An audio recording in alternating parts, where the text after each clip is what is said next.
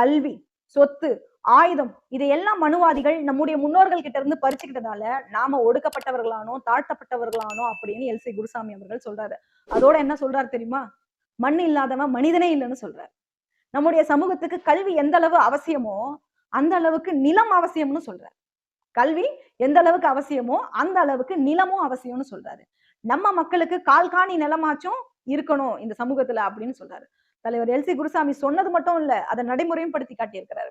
1921ல ஆங்கிலேய அரசு கிட்ட வாதாடி பெரம்பூர், புளியந்தோப்பு, வேப்பேரி, புதுப்பேட்டை, கொய்யாத்தோப்பு, மயிலாப்பூர், ராயபுரம், கல்மண்டபம் இந்த இடங்கள் எல்லாம் நம்ம மக்கள் வாழ வீடுகளை ஆங்கிலேய அரசு கிட்ட இருந்து பெற்றுக் கொடுத்திருக்கிறார். அதன் பிறகு செங்கல்பட்டு மாவட்டத்துல திருவள்ளூர், பொன்னேரியில கூட தலித் மக்கள் பண்ணை அடிமைகளா இருந்திருக்கிறாங்க. அப்ப எல்.சி. குருசாமி அவர்கள் அந்த செய்தியை அறிந்து அந்த மக்களை விடுவிக்கணும், அவங்கள பண்ணை அடிமை முறையில இருந்து வெளியில கொண்டு வரணும்னு சொல்லிட்டு அவங்க பட்ட கடனை அவரே பொறுப்பேற்று அவரோட சொந்த பணத்துல பைசல் பண்ணியிருக்கிறார். அவங்க பண்ணை அடிமையில இருந்து மீட்டு கூட்டு வந்தார்ல, அந்த மக்களுக்கு விவசாயம் செய்து பிழைக்கணும் அப்படின்னு உழவு நிலங்களை அரசு கிட்ட இருந்து வாங்கி கொடுத்திருக்கிறார். 1920ல இருந்து 10 வருஷம் சென்னை மாகாண சட்டமன்ற உறுப்பினரா இருந்திருக்கிறாரு. 22 வருஷம் தொடர்ந்து கௌரவ நீதிபதியா இருந்திருக்கிறாரு.